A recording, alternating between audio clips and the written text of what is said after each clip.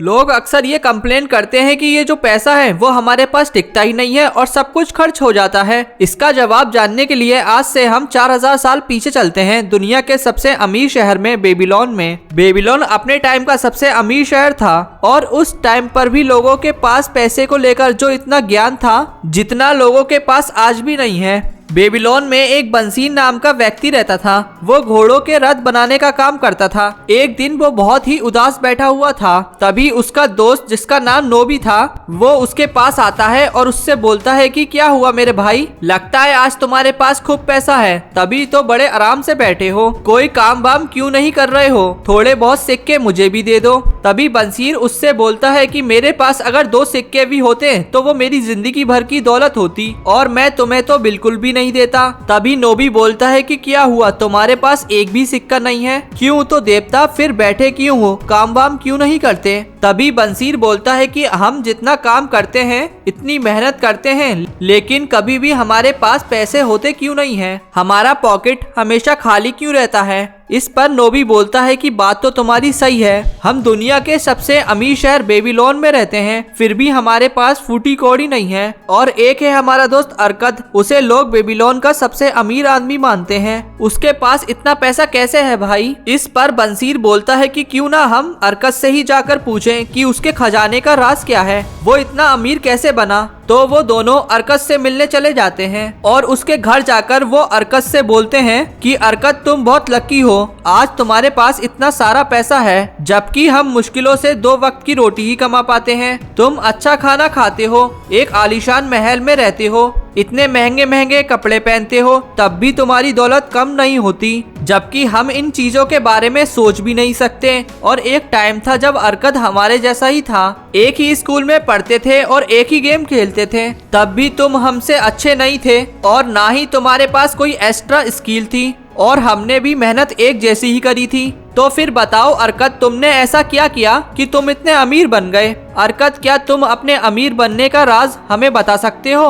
अरकद अमीर तो था ही सही, साथ में वो एक अच्छा इंसान भी था और उसने अपने दोस्त को the richest man in Babylon book summary के 4 सीक्रेट्स बताए, जिसे लिखा है जॉर्ज एस क्लासन ने, जो उसने कुछ टाइम पहले बहुत ही अमीर आदमी से सीखे थे, जिन्हें फॉलो करके आज वो इतना अमीर बना है। अरकद ने जो सबसे पहला सीक्रेट्स बताया वो था पे योर सेल्फ फर्स्ट। पे योर सेल्फ फर्स्ट मतलब कि आप जितना भी कमाते हो उसमें से सबसे पहले अपने आप को पे करो। अब आपको लग रहा होगा कि हम जितना भी कमाते हैं वो सारा पैसा हम खुद पर ही तो खर्च करते हैं, लेकिन यहाँ पर खुद को पे करने का मतलब है कि आप अपनी सैलरी से या बिजनेस से जितना भी कमाते हो उसमें से 10% आपको सेव करके रखना है। दोस्तों, हर महीने जब भी हमें सैलरी मिलती है तो हम सबसे पहले अपने लाइट पानी का बिल पे करते हैं, घर का रेंट पे करते हैं और फिर अपने लिए कुछ कपड़े और बाकी चीजों पर खर्चा कर देते हैं। मतलब कि हम अपनी सैलरी को सब लोगों में बांट देते हैं, लेकिन हम खुद के लिए कुछ भी सेव नहीं करते। अरकद बताता है कि इंसान चाहे कितना भी पैसा कमा रहा हो, उसे उसका 10% हमेशा सेव करके रखना चाहिए और उसके बाद आप उस 10% को काम पर लगाकर उससे और भी ज्यादा पैसे कमा सकते हो, जो कि कभी भी खत्म नहीं होने वाले हैं। पर बहुत से लोगों की प्रॉब्लम ये होती है कि उनसे 10% तो क्या कुछ भी सेव नहीं होता है, तो हम पैसे बचाएंगे कैसे। वेल, इसका जवाब अरकद के दूसरे सीक्रेट में है, कंट्रोल योर एक्सपेंसेस। आप बहुत से लोगों को देखोगे कि वो हर महीने अपना स्मार्टफोन चेंज करते हैं, इससे उन्हें लगता है कि वो लेटेस्ट मोबाइल और टेक्नोलॉजी का यूज कर रहे हैं, पर जब बात आती है सेविंग्स की तो सेविंग्स के नाम पर उनके पास कुछ भी नहीं होता। उल्टा उन्होंने अपना मोबाइल और बाकी की सारी चीजें लोन पर ले रखी होती हैं। इसलिए हमें अपनी जरूरत और चाहत का फर्क पता होना चाहिए। आपके घर के नॉर्मल खर्चे जैसे कि लाइट पानी का बिल, आपके खाने पीने की चीजें, ये सब आपकी जरूरतें हैं जिन्हें आपको हर हालत में पूरा करना ही है। लेकिन उसके अलावा जैसे नए नए ब्रांडेड कपड़े, नए लेटेस्ट फोन, ये सब आपकी इच्छाएं हैं जिन पर आपका कंट्रोल होना जरूरी है, क्योंकि हर इंसान जितना कमाता है उतना खर्च कर देता है। जैसे जैसे लोगों की सैलरी इंक्रीज हो जाती है वैसे वैसे उनके खर्चे भी इंक्रीज होने लग जाते हैं। इसलिए यहाँ 10% सेव करना तो दूर की बात है, उन्हें वो चीजें भी लोन पर लेनी पड़ती हैं। इसलिए दोस्तों हमें हमारा एक्सपेंसेस कम करना चाहिए। हम जितना कमाते हैं उसमें से हमारे खर्चे हमेशा कम होने चाहिए और उसके लिए आप बजट बना सकते हो, जिससे आपको पता रहेगा कि हमें किन चीजों पर खर्चा करना है और किन चीजों पर नहीं, और इस तरह आप अपने खर्चों पर कंट्रोल कर सकते हो।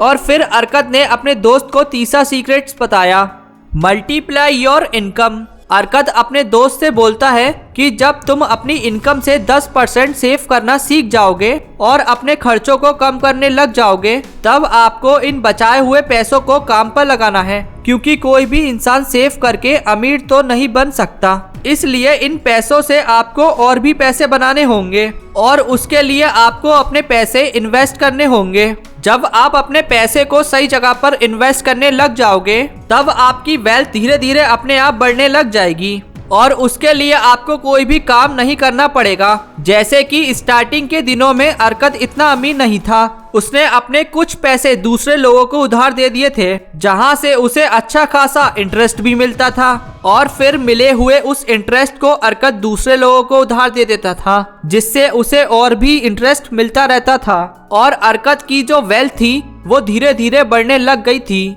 इसलिए हमें भी अपने पैसों को काम पर लगाना है और नए नए आइडियाज ढूंढकर पैसे से पैसा कमाने पर जोर देना चाहिए। और अगर आप अपने पैसों को ग्रो करना चाहते हो तो आपको अपनी नॉलेज को बढ़ाना पड़ेगा, नए नए आइडियाज ढूंढने होंगे और अपनी नॉलेज को बढ़ाने का सबसे अच्छा तरीका होता है बुक्स, क्योंकि बुक्स हमें न केवल ग्रो करने में मदद करती हैं, जबकि आप फाइनेंस बुक्स पढ़कर अपनी फाइनेंशियल नॉलेज को भी इंक्रीज कर सकते हैं। फिर अरकत ने अपने दोस्त को फोर्थ सीक्रेट बताया, जो था प्रोटेक्ट योर कैपिटल। बेबीलोन शहर कई सालों तक इसलिए अमीर बना रहा क्योंकि उसने अपने पूरे शहर को बड़ी बड़ी दीवारों से प्रोटेक्ट किया हुआ था।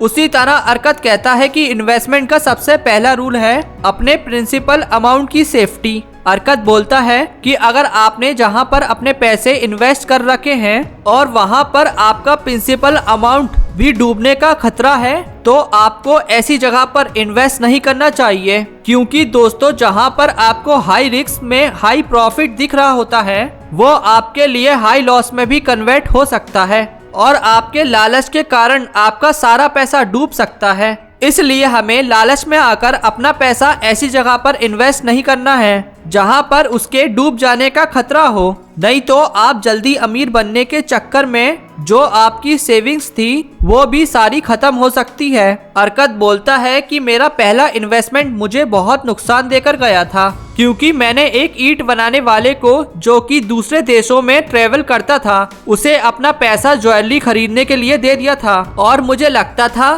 कि वो दूर देश जाकर ज्वेलरी लेकर आए और उसे यहाँ पर बेचकर हम खूब पैसा कमाएंगे। पर मैंने इतनी समझदारी नहीं दिखाई कि एक ईंट बनाने वाला ज्वेलरी के बारे में क्या ही जानता होगा और मैंने अपने सारे पैसे गवा दिए। इसलिए हमें उन्हीं लोगों को अपना पैसा इन्वेस्ट करने के लिए देने हैं जो उस फील्ड को अच्छे से जानते हो, क्योंकि अगर आप एक इंजीनियर को सर्जरी करने के लिए बोलोगे तो उसका अंजाम तो आपको पता ही है कि क्या होने वाला है। इसलिए हमें हमारे कैपिटल की सेफ्टी करना बहुत जरूरी है। और जब अरकत बूढ़ा हो गया था तो उसने एक दिन अपने बेटे नोमसीर को अपने पास बुलाया और कहा कि देखो अब मैं बूढ़ा हो गया हूँ, अगर तुम्हें मेरी प्रॉपर्टी चाहिए तो तुम्हें अपनी योग्यता मेरे सामने साबित करनी होगी कि तुम मेरे प्रॉपर्टी के काबिल हो या फिर नहीं। तो अरकत ने अपने बेटे नोमसीर को सोने से भरा हुआ एक बैग दे दिया और साथ में एक लेटर जिस पर 5 लॉस ऑफ गोल्ड